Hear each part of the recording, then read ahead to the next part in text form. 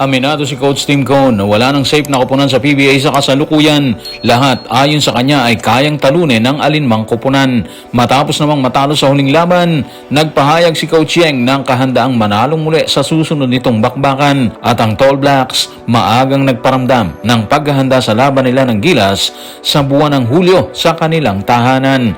Tutukan po natin ang lahat ng yan, pero bago yan, pakisubscribe, like and share na lang muna para pareho tayong updated. Sa kasalukuyan na may kartadang 5-3 ang Barangay Ginebra, kartada na base kay Coach Tim Cone na hindi secure, bunga ng mga susunod na laban. Narito ang kanyang pahayag.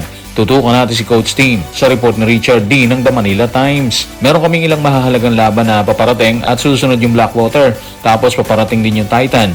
Kailangan talaga namin magpakita at ayusin ang trabaho at siguraduhin na handa kaming harapin sila. Kahit kasi anong koponan sa PBA, kayang talunin ka. Kailangan namin maging mulat doon at maging handa sa bawat laro. Well, malinaw yung sinabi ni Coach Tim Cone mga playoffs. Walang dapat maliitan ng Barangay Ginebra sa kahit sinong kalaban. Yung sinabi niya na any team can beat you, nagpapakita na ang focus nila ngayon, disiplina at consistency. Hindi lang talent ha. Para sa kanya mga playoffs, ang panalo magsisimula sa tamang preparation at pagiging handa sa bawat laban. Sa ngayon, may kartado silang 5-3 win-loss record ha. At gaya ng ibang teams dito sa PBA, target din nila yung twice to beat advantage sa susunod na round para mas safe ang kanilang pwesto, di ba? Sa dikit ng laban sa standings mga playoffs, bawat panalo mahalaga yan at pwedeng magdikta ng magiging kapalaran nila sa playoffs. Ngayon, haharap sila sa Blackwater Bossing na galing sa panalo kontra SMB, di ba? Ibig sabihin, may momentum at kumpiyansa ang Blackwater. Lalo na't napatumba nila ang isang powerhouse team na katulad ng SMB na pinangungunahan ni Junmar Fajardo. Hindi ito basta-bastang kalaban na pwedeng i-underestimate ha. Kaya malinaw na mapapalaban ng grupo ni Coach Tim Cone dito mga playoffs. Kailangan nila maging matigas at consistent sa buong laro. Dahil kung magkakaroon sila ng lapses o magiging kampante sila, may malaking tsansa na masalvage din sila ng Blackwater katulad ng ginawa ng Bossing sa SMB sa huli nilang bakbakan, di ba? Katulad ni Coach Tim Cone, target din ni Coach Yeng ang twice to beat incentive ng PBA. Sa kanyang huling pahayag, sinabi nitong oras na para manalong muli ang rain or shine matapos itong mabigo sa ikawalong laban. Narito ang kanyang kwento. Tutukan natin si Coach Yeng sa report ni Richard D. ng The Manila Times. Number 1 pa rin kami sa standings, kaya sinusubukan namin panatilihin lang yung layunin at subukang masigurado yung twice to beat advantage. Sa tingin ko naman, kung titingnan mo ito sa positibong pananaw, panahon na para mag-reset eh. Nanalo na kami ng 7 laro, di ba? Tapos natalo kami ng isa.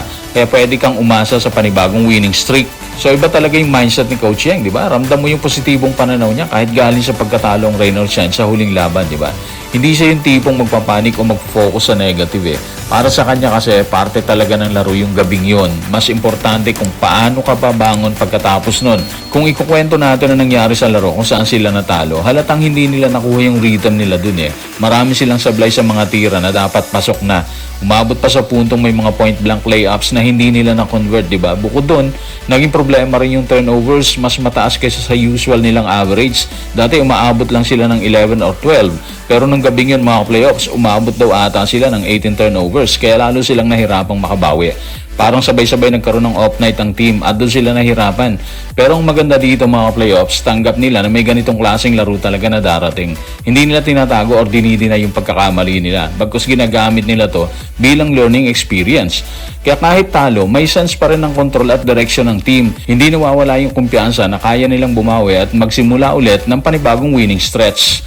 At napapansin din ng fans kung paano mag-manage ng roster si Coach Yeng ha. Para sa marami, brilyo yun. Kasi nga binibigyan niya ng pagkakataon halos lahat ng players eh. Kahit yung mga rookies. Para sa iba, malinaw na senyalis yun ng paghahanda para sa future eh. Hindi siya katulad ng ibang coaches na umiikot lang sa ilang players habang nakabench yung iba, di ba? Sa ganitong sistema, mas lumalalim yung team at mas maraming handang pumalit kapag kailangan gawin. Samantala, maaga namang nagparamdam ng kahandaan ng Tall Blacks sa susunod na pagsagupa sa Gilas, Pilipinas at Guam. Ibinida rin ito ang paglalabas ng ticket para dito. Narito ang kanilang pahayag. Tutukan natin ng mga sinabi ng Tall Blacks sa official IG nila sa Instagram. Sa Hulyo, babalik kami sa Auckland. Malapit ng ibenta ang mga ticket sa publiko. So ipahayag ng New Zealand Tall Blacks mga playoffs na babalik sila sa Auckland sa July at magbebenta na agad ng tickets para sa publiko. Malinaw na paalala na maaga pa lang nakaset na yung focus nila sa laban kontra Gilas Pilipinas sa July 3 po yan. And of course kasunod po nun yung laban nila sa Guam. Parang sinasabi nila na seryoso na agad ng paghahanda nila. nila kahit malayo pang actual game, di ba? Sa magiging laban kasi, inaasahan na sobrang iinit to eh.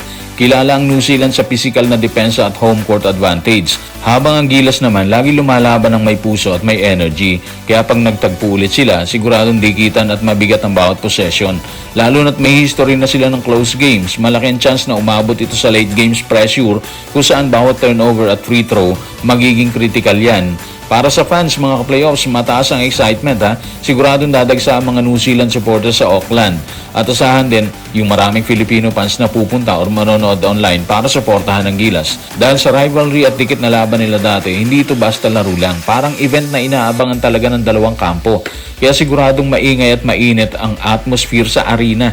Isa pang malaking tanong ngayon mga ka-playoffs kung makapaglalaro si Kai Sotto. May mga lumabas dati na hindi pa siya fully committed o hindi pa sigurado ang availability niya sa ilang windows, di ba?